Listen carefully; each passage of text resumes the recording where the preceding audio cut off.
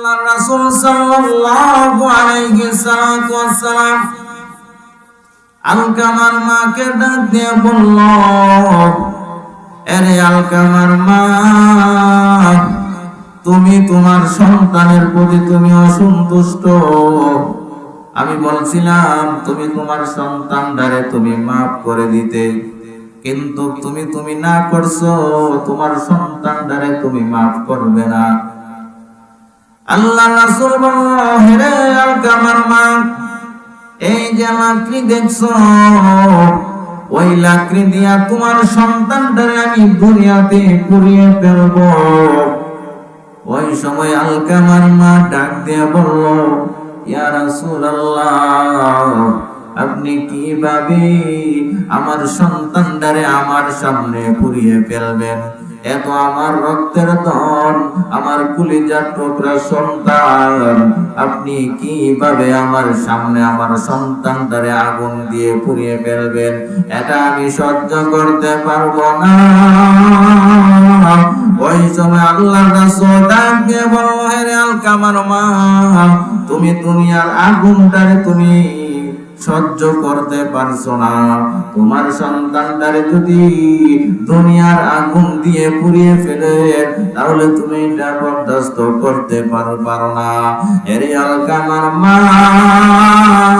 তোমার সন্তান যদি এই মুহূর্তে দুনিয়া থেকে বিদায় হয়ে যায়, এই মুহূর্তে যদি দুনিয়া থেকে চলে যায়, তোমার সন্তানটার যখন কবরে লাগবে, কবরে লাগার সাথে সাথে তোমার সন্তানটার কবরটার মধ্যে জাহান্নামের আগুন দাও দাও করবে। ওই সময় আলকামার মা চক্কর দিয়া পানি পড়তে আরম্ভ করলো, গড়গড়ার পানি পড়তে আরম্ভ করলো। আলকামার মা ডাক দিয়ে বলল, ইয়া রাসূলুল্লাহ, আমি এই মুহূর্তে আপনি সাক্ষী আছেন, আমি আলকামার মা এই মুহূর্তে আলকামাকে আমি মাফ করে দিলাম। আল্লাহ রাসূল সাল্লাল্লাহু আলাইহি ওয়াসাল্লাম সঙ্গে সঙ্গে সাহাবায়ে কেরামকে ডাক দিয়ে বলল, এর সাহাবায়ে কেরাম, আমার দেরি করো না, যাও গিয়ে দেখো আলকামার জবান দিয়ে কালিমা বের হয় কিনা, আলকামার মুখ দিয়ে জবান দিয়ে কালিমা বের হয় কিনা। লজ্জাবশত আলকামার মা আমার কাছে বলতেও পারে। সাহাবায়ে কেরাম গিয়ে আলকামার মার কাছে গিয়ে বলল, আলকামার কাছে গিয়ে গেল, আলকামার কাছে গিয়ে দেখি আলকামা কালিমা পড়তে আরম্ভ করলো। কালিমা পড়তে পড়তে আলকামা দুনিয়া থেকে বিদায় হয়ে গেল। কিতাবের মধ্যে বর্ণনা করা হয়েছে আলকামাকে রাসূল সাহাবায়ে কেরাম গোসল করালো, কাফন দাফন করালো, তার জানাজা পড়ালো, জানাজা করিয়া তাকে কবরের মধ্যে রাখলো, তাকে কাফন দাফন করিয়া আল্লাহর রাসূল সাহাবাদের সামনে উচ্চ সুরে বলতে আরম্ভ করলো, এ আমার সাহাবারা, আমি তোমাদেরকে বলি, আজ থেকে কেউ তোমার মা বাবার আগে তোমার স্ত্রীকে কোনো সময় প্রাধান্য দিও না। وَقَضَى رَبُّكَ أَلَّا تَعْبُدُوا إِلَّا إِيَّاهُ وَبِالْوَالِدَيْنِ إِحْسَانًا।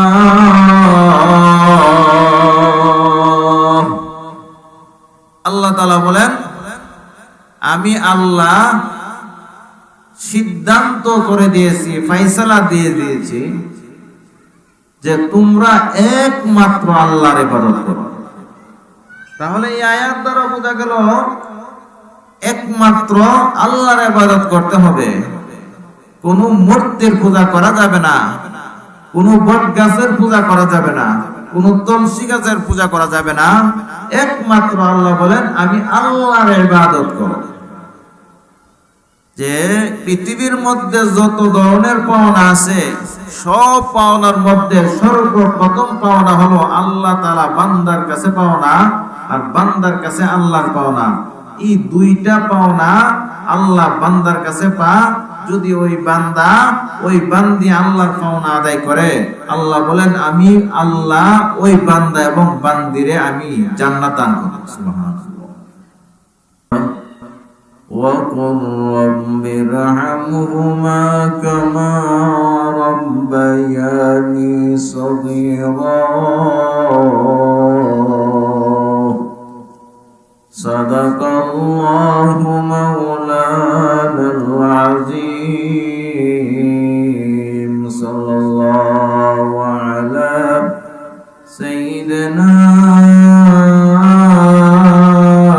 ومولانا محمد وعلى آله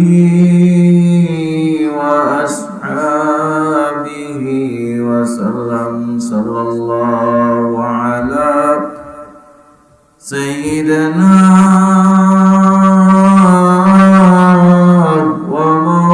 ومولانا محمد وعلى آله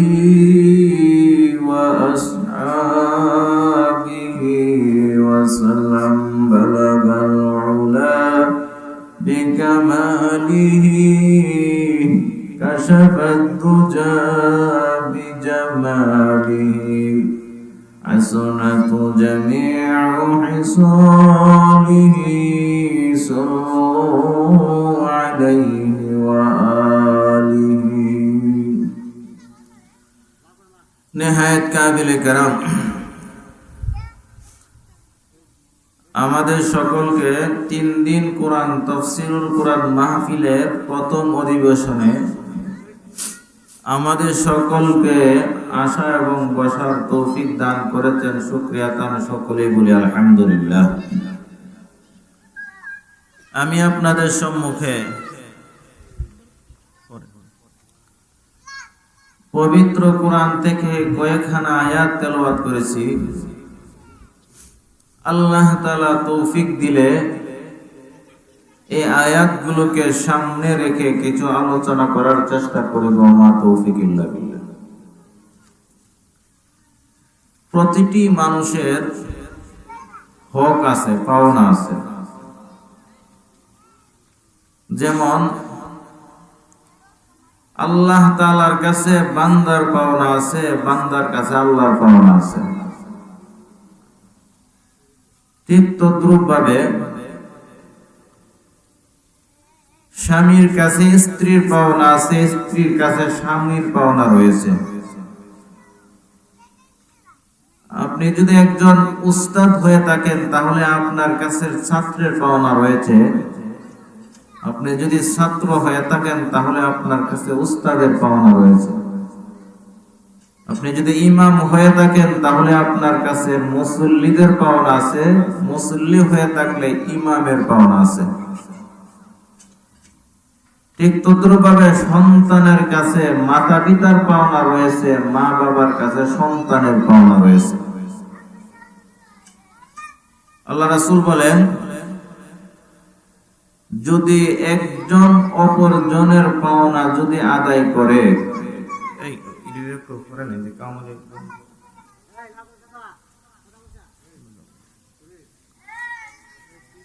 একজন অপরজনের পাওনা যদি আদায় করে ফেলে তাহলে সমাজের মধ্যে ইনসাফ প্রতিষ্ঠিত হবে। যদি একে অপরের পাওনা যদি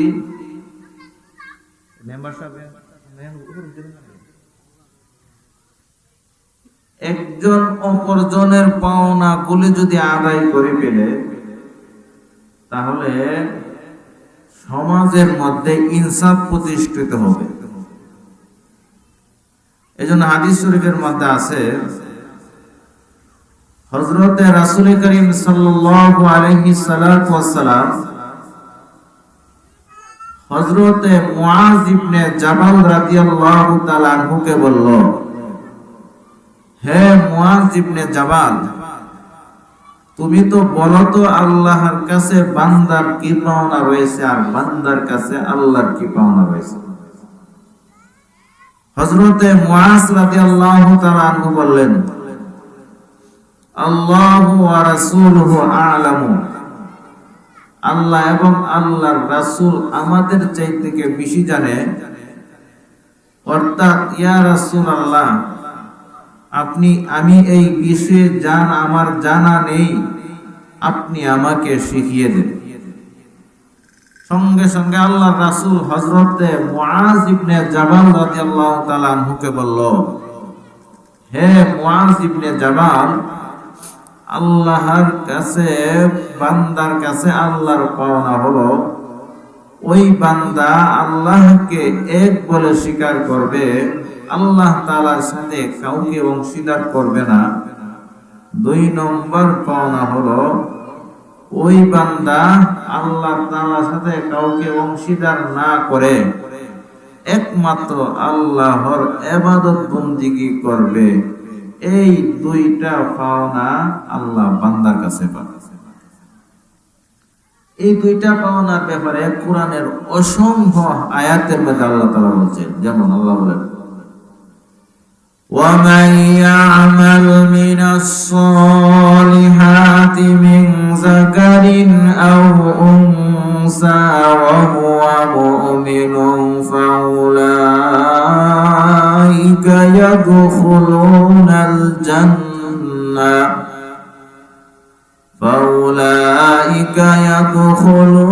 الْجَنَّةَ وَلَا يُظْلَمُونَ نَقِيرًا।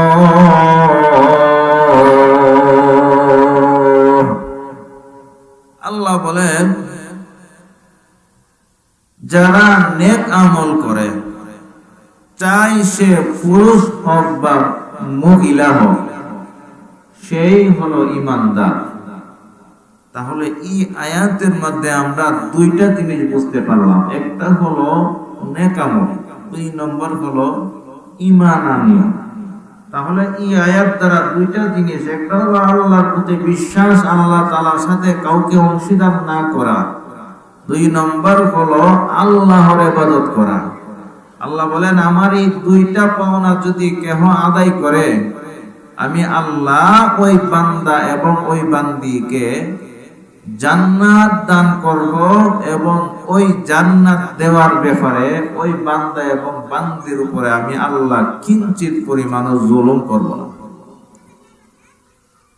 যেমন আয়াত আল্লাহ বলেন, ফাআম্মাল্লাযীনা আমানু ওয়া আমিলুস সালিহাত ফাহুম ফি রাউযাতিন ইউহবারুন। আল্লাহ তাআলা বলেন, যারা ঈমান এনেছে, ঈমান আনার অর্থ হলো আল্লাহ তাআলাকে বিশ্বাস স্থাপন করা। আল্লাহর বিশ্বাস স্থাপন করার অর্থ হলো আল্লাহর কথাগুলো বিশ্বাস করা।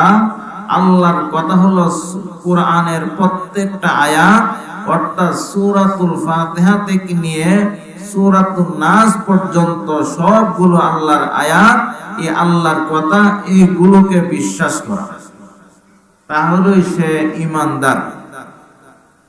আল্লাহ বলেন, যারা আমি আল্লাহর উপর ঈমান আনে, নেক আমল করে, আমি আল্লাহ এমন একটা বাগান, অর্থাৎ এমন একটা জান্নাত দান করব, এই জান্নাত দেওয়ার মধ্যে, অর্থাৎ ওই জান্নাতে ওই বান্দা বান্দি গিয়া আনন্দ উল্লাস করতে থাকে।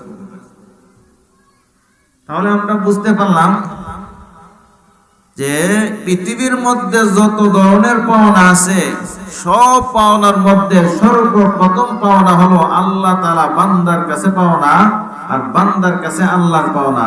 এই 2টা পাওনা আল্লাহ বান্দার কাছে পা। যদি ওই বান্দা, ওই বান্দি আল্লাহর পাওনা আদায় করে, আল্লাহ বলেন, আমি আল্লাহ ওই বান্দা এবং বান্দিরে আমি জান্নাত দান করব। সুবহানাল্লাহ। আমি যে আয়াতটা আপনাদের সম্মুখে তেলাওয়াত করেছি, এই আয়াতের মধ্যে মুফাসসিরিনে কেরাম তাফসীরের কিতাবের মধ্যে লিখেছেন যে যে আল্লাহর পাওনা আদায় করার পর এরপরে দ্বিতীয় পাওনা হলো মা বাবার পাওনা। অর্থাৎ পৃথিবীর মধ্যে সর্বপ্রথম পাওনা হলো আল্লাহ এবং বান্দা, অর্থাৎ আল্লাহ তাআলার কাছে বান্দার পাওনা। আর এরপরে দ্বিতীয় নম্বর পাওনা হলো মা বাবার পাওনা। এজন্য আল্লাহ এই আয়াতের মধ্যে বলেন, وَقَضَى رَبُّكَ أَلَّا تَعْبُدُوا إِلَّا إِيَّاهُ وَبِالْوَالِدَيْنِ إِحْسَانًا।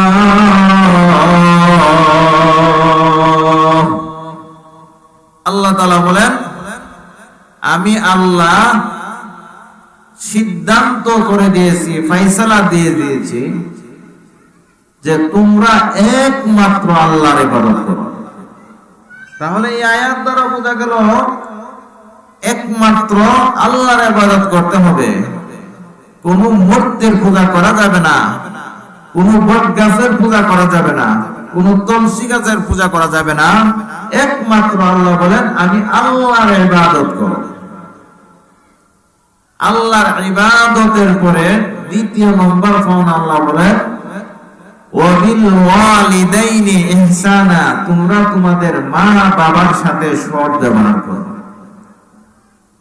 আজকে মা বাবার হক না আদায় করার কারণে আজকে সংসারের মধ্যে ফিতনা ফাসাদ লেগেই থাকে।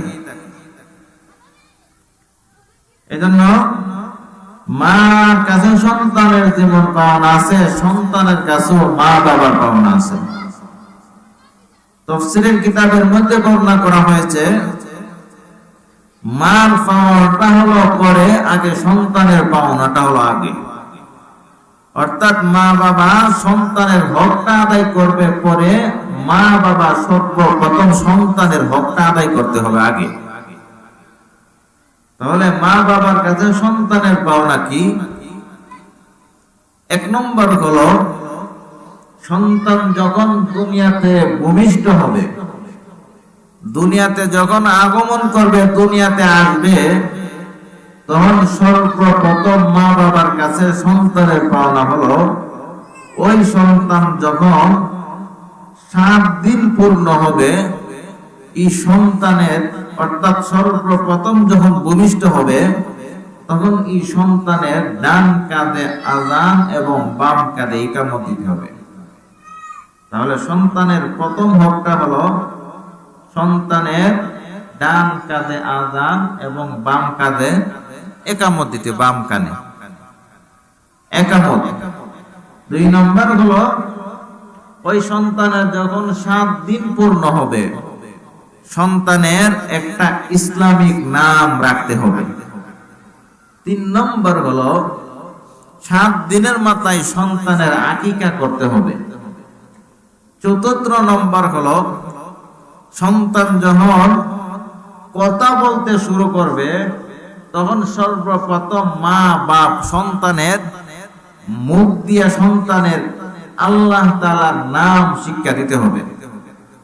আল্লাহ আল্লাহ এভাবে আল্লাহর নাম শিক্ষা দিতে হবে। 5 নম্বর পাওনা হলো সন্তান যখন হাঁটাফেরা করতে পারবে, অর্থাৎ 7 বছর বয়স হবে, তখন সন্তানকে মা বাবার নামাজের প্রশিক্ষণ দিতে হবে, নামাজ শিক্ষা দিতে হবে। এখন আপনারা চিন্তা করেন কয়জন মা বাবা সন্তানের হকটা আদায় করে? সন্তানের হকটা না আদায় করার কারণেই এমন অনেক সন্তান আছে মা বাবার হকটা আদায় করে না। তাহলে সর্বপ্রথম পাওনা হলো সন্তান মা বাবার কাছে সন্তানের পাওনা। এরপরে 2 নম্বর পাওনা হলো সন্তানের কাছে মা বাবার পাওনা। মা বাবার হক আদায় করতে হবে। মা বাবার হক কি? আল্লাহ দাপে দাপে আয়াতের মধ্যে বলছেন وَبِالْوَالِدَيْنِ إِحْسَانًا إِمَّا يَبْلُغَنَّ عِندَكَ عندك الكبر أحدهما أو كلاهما فلا تقل لهما أف ولا تنهرهما وقل لهما قولا كريما এক নম্বর মা বাবার কাছে সন্তানের কাছে মা বাবার পাওনা হলো এক নম্বর মা বাবার সাথে সৎ ব্যবহার করতে হবে। কি ব্যবহার করতে হবে বলুন তো? খারাপ ব্যবহার না সৎ ব্যবহার? সৎ ব্যবহার করতে হবে। অসৎ আচরণ করা যাবে না। সন্তান মা বাবার সাথে সৎ আচরণ করতে হবে, ভালো ব্যবহার করতে হবে। এবার আসুন, কয়জন মা বাবার সাথে সৎ ব্যবহার করে? অধিকাংশ মানুষ এই মা বাবার সাথে খারাপ ব্যবহার করে। হাদিস শরীফে আছে, হযরতে রাসূল করিম সাল্লাল্লাহু আলাইহি সাল্লামের কাছে একজন সাহাবা আসছে, ইয়া রাসূলুল্লাহ, আমার মা বাবা আমারে মারে, আমার উপর অত্যাচার করে, আমি কি মা বাবার সাথে অসৎ ব্যবহার করতে পারবো? আল্লাহর রাসূল বলেন, ওয়াইং যালামা ওয়াইং যালামা ওয়াইং যালামা, রাসূল বলেন যে তোমার মা বাবা যদি তোমার সাথে তোমার উপর জুলুম করে, তোমার সাথে অত্যাচার করে, তোমার মারপিট করে, তবুও তুমি তোমার মা বাবার সাথে সৎ ব্যবহার করতে হবে। তোমার মা বাবা যদি তোমার উপর জুলুম করে, তবুও তুমি তোমার মা বাবার সাথে সৎ ব্যবহার করতে হবে। তোমার মা বাবা যদি তোমার উপরে জুলুম করে থাকে, তোমার উপর অত্যাচার করে থাকে, তবুও তুমি তোমার মা বাবার সাথে সৎ ব্যবহার করতে হবে। তাহলে মা বাপ যদি সন্তান রে মারে, বলেন তো মা বাবার সাথে খারাপ ব্যবহার করা যাবে? তাহলে এক নম্বর হলো মা বাবার সাথে সৎ ব্যবহার করতে হবে। হাদিস শরীফের মধ্যে আছে, এক হাদিস শরীফের মধ্যে আছে, হযরতে আলকামা রাদিয়াল্লাহু তাআলা, উনি হলেন একজন সাহাবা। হযরতে আলকামা রাদিয়াল্লাহু তাআলা উনার মৃত্যুর শয্যায় সজ্জিত, অর্থাৎ উনি দুনিয়া থেকে বিদায় হয়ে যাবে। এই অবস্থার মধ্যে সাহাবায়ে কেরাম আলকামার স্ত্রী তাহার স্বামীর কাছে গিয়ে, অর্থাৎ আলকামার কাছে গিয়ে কালিমার তালকিন দেওয়া শুরু করছে। তার জবান দিয়ে কালিমা বের হবে। কালিমার তালকিন দেওয়ার অর্থ হলো কানে কানে গিয়ে কালিমা পড়া। কালিমা পড়তেছে, কিন্তু ওই সাহাবার জবান দিয়ে কালিমা বের হবে। তখন আলকামার স্ত্রী একজন লোক আল্লাহর রাসূলের কাছে প্রেরণ করলেন এবং এই কথা বলে দেওয়ার জন্য বলল, আলকামার মৃত্যুর শয্যায় সজ্জিত, তার জবান দিয়ে কালিমা বের হয় না। তখন আলকামা আল্লাহর রাসূলের কাছে যখন এই সংবাদ পৌঁছলো, আল্লাহর রাসূল কয়েকজন সাহাবাকে আলকামার কাছে গিয়ে প্রেরণ করলো। আলকামা সাহাবায়ে কেরাম আলকামার কানে গিয়ে যখন কালিমার তালকিন দেওয়া শুরু করলো, কালিমা পড়তে লাগলো, কিন্তু তার জবান দিয়া কালিমা বের হয় না। সঙ্গে সঙ্গে আল্লাহর রাসূলের কাছে সাহাবায়ে কেরাম গিয়ে বললেন, ইয়া রাসূলুল্লাহ, আমরা তো আলকামার কাছে কালিমার তালকিন দিতে লাগলাম, কিন্তু তার জবান দিয়া তো কালিমা বের হয় না। তখন আল্লাহর রাসূল সাল্লাল্লাহু আলাইহি সাল্লাম একজন সাহাবাকে প্রেরণ করলেন, গিয়া দেখো আলকামার মা দুনিয়াতে জীবিত আছে কি না। যদি তাকে তাহলে গিয়া বলো যেন আলকামার মা আমার কাছে আসতে, যদি না আসে আমি নিজেই তার কাছে যাব। তখন সাহাবা গেল, গিয়া বলল, হে আলকামার মা, আল্লাহ রাসূল বলছে আপনি যদি আসেন তাহলে আসতেন, যদি না আসেন রাসূল নিজেই তোমার কাছে আসবে। আলকামার মা লাঠিতে বর করতে করতে আল্লাহর রাসূলের কাছে আসলো। আল্লাহর রাসূল সাল্লাল্লাহু আলাইহি সাল্লাম আলকামার মাকে বলল, হে আলকামার মা, তোমার সন্তানের ব্যাপারে তুমি বলো। তখন আলকামার মা বলল, ইয়া রাসূলুল্লাহ, আমার সন্তান রাত্রে ইবাদত বন্দেগী করে, দিনেও নামাজ পড়ে, রাত্রে ইবাদত বন্দেগী করে, অনেক আমল আখলাক অনেক আমল করে। আল্লাহর রাসূল বলল, হে আলকামার মা, বলো তো তুমি তোমার সন্তানের প্রতি তুমি সন্তুষ্ট কিনা? এই কথা বলার সাথে সাথে আলকামার মা মাথাটা মতে করে ফেললো। সঙ্গে সঙ্গে আল্লাহ রাসূল বলল, হে আলকামার মা, তুমি তোমার সন্তানের প্রতি অসন্তুষ্ট হওয়ার কারণ কি তুমি আমাকে বলো। আলকামার মা বলল, ইয়া রাসূলুল্লাহ, আমার সন্তান আমার আগে তার স্ত্রীকে প্রাধান্য দিত, অর্থাৎ স্ত্রীর কথা আগে শুনতো, এরপরে মা। এই ব্যাপারে আমি আমার সন্তানের প্রতি আমি অসন্তুষ্ট। আল্লাহ রাসূল সাল্লাল্লাহু আলাইহি সাল্লাম বলল, হে আলকামার মা, তুমি তোমার সন্তানদের তুমি মাফ করে দাও। আলকামার মা বলল, ইয়া রাসূলুল্লাহ, আমি সব কিছু মাফ করতে পারি, কিন্তু আমি এটা মাফ করব না। তখন আল্লাহর রাসূল বলল, হে সাহাবায়ে কেরাম, তোমরা লাকড়ি সংগ্রহ করো। আলকামার মা ডাক দিয়ে বলল, ইয়া রাসূলুল্লাহ, লাকড়ি দিয়ে কি করবেন? ওই সময় আল্লাহর রাসূল সাল্লাল্লাহু আলাইহি সাল্লাম আলকামার মাকে ডাক দিয়ে বলল, এরে আলকামার মা, তুমি তোমার সন্তানের প্রতি তুমি অসন্তুষ্ট। আমি বলছিলাম তুমি তোমার সন্তানদারে তুমি মাফ করে দিতে, কিন্তু তুমি না করছো, তোমার সন্তানদারে তুমি মাফ করবে না। আল্লাহ রাসূল বলল, হে আলকামার মা, এই যে লাকড়ি দেখছো, ওই লাকড়ি দিয়া তোমার সন্তানটারে আমি দুনিয়াতে পুড়িয়ে ফেলব। ওই সময় আলকামার মা ডাক দিয়া বলল, ইয়া রাসূলুল্লাহ, আপনি কিভাবে আমার সন্তানটারে আমার সামনে পুড়িয়ে ফেলবেন? এত আমার রক্তের ধন, আমার কলিজার টুকরা সন্তান, আপনি কিভাবে আমার সামনে আমার সন্তানটারে আগুন দিয়ে পুড়িয়ে ফেলবেন? এটা আমি সহ্য করতে পারবো না। ওই সময় আল্লাহর রাসূল ডাক দিয়ে বলল, হে আলকামার মা, তুমি দুনিয়ার আগুনটারে তুমি সহ্য করতে পারছো না, তোমার সন্তানটারে যদি দুনিয়ার আগুন দিয়ে পুড়িয়ে ফেলে, তাহলে তুমি এটা বরদাস্ত করতে পারো না। এর আলকামার মা,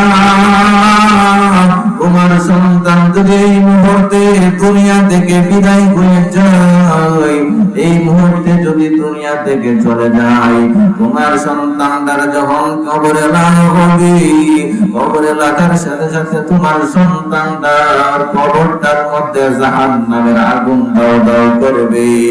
ওই সময় আলকামার মা চক্কর দিয়া পানি পড়তে আরম্ভ করলো, গড়গড়ায় পানি পড়তে আরম্ভ করলো। আলকামার মা ডাক দিয়ে বলল, ইয়া রাসূলুল্লাহ, আমি এই মুহূর্তে আপনি সাক্ষী আছেন, আমি আলকামার মা এই মুহূর্তে আলকামাকে আমি মাফ করে দিলাম।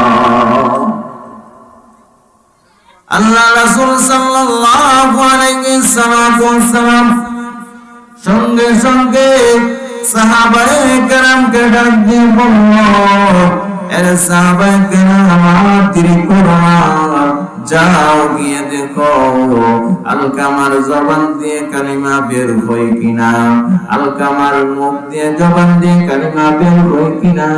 লজ্জাবশত আলকামার মা আমার কাছে বলতেও পারে। সাহাবায়ে কেরাম গিয়ে আলকামার মার কাছে গিয়ে বলল, আলকামার কাছে গিয়ে কেন, আলকামার কাছে গিয়ে দেখি আলকামা কালিমা পড়তে আরম্ভ করলো। কালিমা পড়তে পড়তে আলকামা দুনিয়া থেকে বিদায় হয়ে গেল। কিতাবের মধ্যে বর্ণনা করা হয়েছে, আলকামাকে রাসূল সাহাবায়ে কেরাম গোসল করালো, কাফন দাফন করালো, তার জানাজা পড়ালো।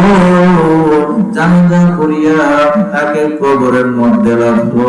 তাকে কাফন দাফন করিয়া আল্লাহর রাসূল সাহাবাদের সামনে উচ্চ সুরে বলতে আরম্ভ করলো, এ আমার সাহাবারা, আমি তোমাদেরকে বলি, আজ থেকে কেউ তোমার মা বাবার আগে তোমার স্ত্রীকে কোনো সময় প্রাধান্য দিও না। তাহলে বলেন, মা বাবার আগে স্ত্রীর প্রাধান্য দেওয়া যাবে? আগে কাকে প্রাধান্য দিতে হবে? মা বাবার কথা। মা বাবার হক আগে আদায় করতে হবে।